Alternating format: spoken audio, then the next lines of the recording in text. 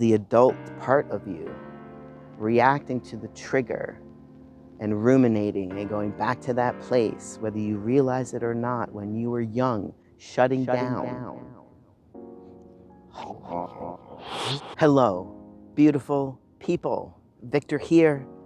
And today my truth is, I still get dysregulated from time to time. Does that happen to you still? Do you know what it feels like to be dysregulated?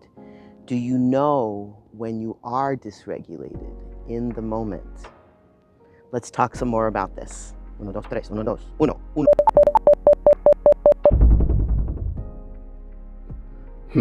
So, today, I'm sitting out here in nature after an evening of some dysregulation. So I'm out in nature to recharge and ground. What am I talking about? Dysregulation is an interruption, if you will, in your nervous system. Remember when we talked about how the inner child lives in your nervous system? That's why we do some somatic work to ground ourselves in the present moment. But sometimes that inner child comes through so strongly without words, just feelings. And sometimes they're really yucky, low frequency feelings. If you have experienced childhood trauma, and many of us have, it's sometimes called CPTSD or childhood post-traumatic stress disorder, sometimes complex post-traumatic stress disorder. This is when we have experienced repeated traumas in our childhood and we couldn't get away and we had to survive. We had to choose attachment over authenticity. But now that we're adults, we get to choose authenticity. But what does that look like?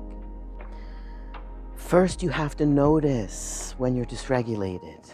So what does it look like? What does it feel like? You may have heard dissociation. You may have heard freeze, shutdown. I will use a personal example from last night. The hard drive that I use for my other YouTube channel, my fellow worker channel, about my time in the Arctic, suddenly stopped working after an entire day of editing. Yeah, boom.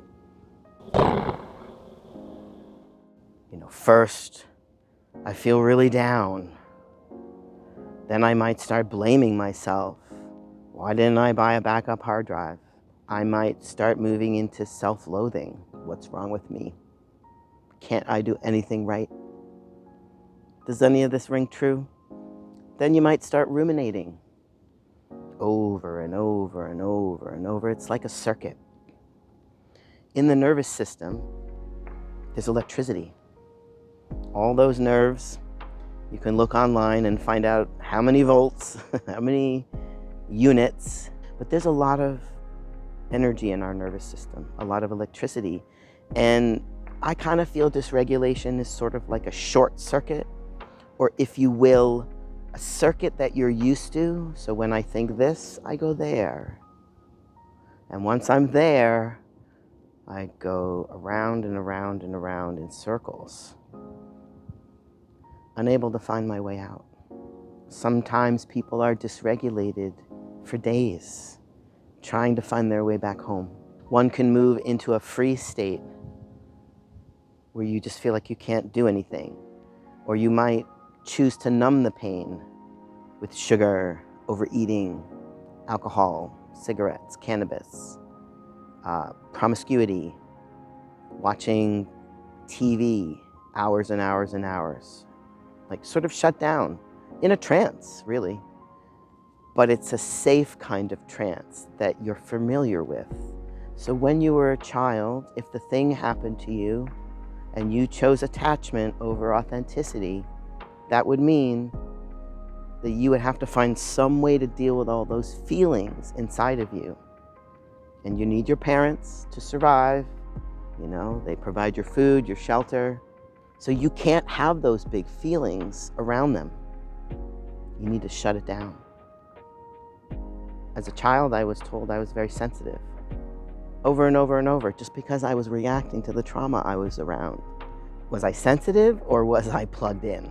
Over time, I had to shut down in order to survive, and pushed all of that into my system and my body.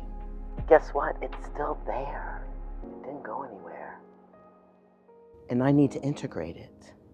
So back to my example, when the hard drive shuts down, my mind goes to, that's it, my YouTube channel's over. Nothing I can do.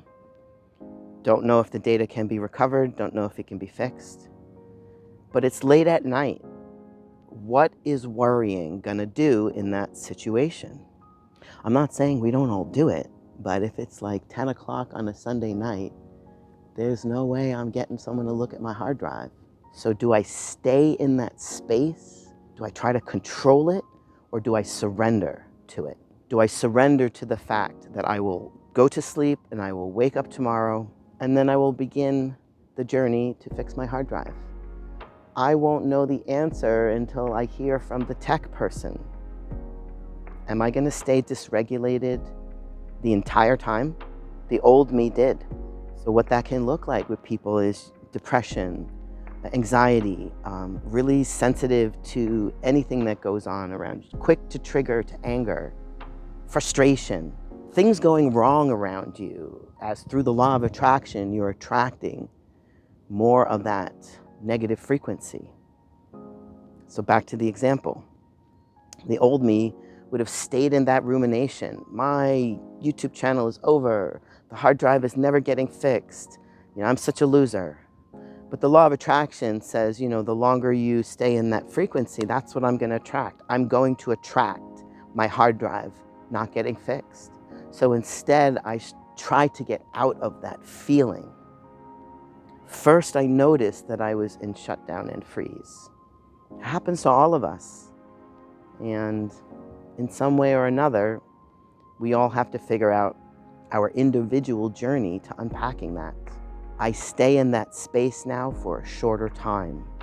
I'm aware that I'm there. I notice my thoughts and I try to poke holes in them. I don't know if my channel's over. I don't know if the drive can be fixed. Can I just wait for someone to give me that news, whether good or bad? So I woke up this morning feeling pretty yuck. Grabbed the dog, headed out into nature. Like the breeze is right now, it's a beautiful 13 Celsius. I am uplifted a tiny bit because nature knows how to absorb this energy.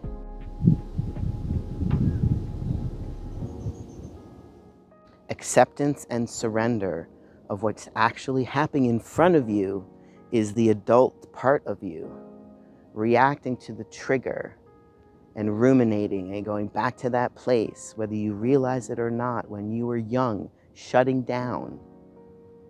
That's in the past. We've talked about this. That's in the past because the inner child lives in my nervous system and it's showing up when something familiar shows up. And for years, decades, I wouldn't be aware. And then I would start reacting. I would become irritable to whoever was around me. I might have a short fuse. I might be just really depressed and not wanting to see or do anything. Now I reach out. I try to isolate less. I try to challenge those thoughts with reality. And the reality is I couldn't get the answer last night. You've heard me talk about exclamation points before. So that was the exclamation point. Yes, Victor, you couldn't get the answer last night. It's the next day and I still don't have the answer. But I've moved out of dysregulation. I'll admit, I didn't feel good this morning, but now I've got to move into action. Now I've got to start contacting. I got to start making a list. I got to get my quotes. I got to figure out what I'm going to do next. Moving into that action space lifts some of that heaviness because we can feel trapped. And I'm here to tell you, it's temporary. And it doesn't feel like it when you're there, but it's a temporary situation. So as I learn and integrate more, sometimes I just sit with the heaviness. I just sit and let it sink down into the moment. Sometimes I don't do anything and I feel dumb. I feel stupid. Why can't I pull from my toolbox and make something big happen? Sometimes the something big for me is just sitting with it until it just switches. There's a switch point. And that's your nervous system coming back online, out of freeze, out of rumination. And if you do this work, you can feel it. It's like going from a 10 to like a 7. And it just, some people will have a big sigh. That's you coming back online. As kids, we didn't know this. Maybe you're lucky enough to be a young person with your parents my age, and they did know this. But as a Gen Xer, I was left to suffer alone with no intervention, no it's gonna be okay, no rubbing my back gently while I cry. So this is a shout out to my Gen Xers. If you're watching this, know that you're already on the path. This is difficult but essential work if you're looking to become a more integrated human. And remember, we chose this journey. So if you want to be mad, just check in with your higher self and your ancestors, and they're going to turn around and say, Victor, you asked for this. Do you remember you signed up for this? This was your journey. You wanted to learn how to regulate with very little help. And then maybe you wanted to tell other people about it because you know how much it hurts. And we're all looking for relief because life is hard enough. You chose. Learning about dysregulation is an act of love. It is an act of service to yourself and others around you. Because others around you do sometimes have to pay the price of your dysregulation. And that's very hard to accept because yes, these things happen to us as children. We feel like we didn't ask for it. We didn't do anything wrong. We were perfect. And yet we have these wounds. So becoming accountable and healing in your adult life looks like, yes, these things happen to me. Yes, on some level, I didn't deserve it. But now I'm accountable for moving forward in my life in a healthy way. And the first step is actually just realizing the dysregulation is happening, that it's upon you. So I hope that this sheds a little bit of light on a dark space, a dark topic, a shadow in our inner child that is begging you to be integrated. All it wants to do is be seen. If you're interested in learning more, I put my links in the videos. I do introspective hypnosis, Reiki, tarot, astrology, coaching to help you find out who you are. This is a journey of love. I want all people out there to be able to unpack this better. We deserve it. Will you come on the journey that your soul craves? Your soul is waiting for you to acknowledge that you chose some of these lessons and you're here to transmute them. You are amazing. You are still here. You're beautiful. And you know what? Dysregulation happens. But now that you're aware it happens, now your journey is to unpack how you're going to deal with it. My dog is crying. I gotta go. It's a beautiful day. We're gonna keep walking along the river. May you find a moment in your day today where you feel your higher self, God, source, universe, ancestors, where you feel their downloads, where you feel their love. It's right there. If you get quiet, you can hear it. Love you. See you next time. Uno, uno, uno, uno, uno, dos, tres, uno, uno, dos, tres. Uno, uno, uno, uno, dos, tres. So quickly with the hard drive, is it about my channel? Oh, my hard drive broke. Okay, what's the why? Why does that hurt? Well, because I love my channel and I love talking about Indigenous people and showing people life above the tree line. It helped me so much. Yes, but why? Why did it help you?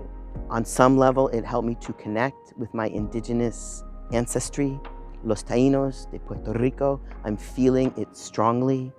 I don't have lived experience, but living with Inuit reminded me of something deep within myself. Yes, but why? Through that connection and that exploration, I feel that I want to know my ancestors more. I want to know more about me. I feel belonging. Yes, but why? As a child, I didn't feel that I belonged.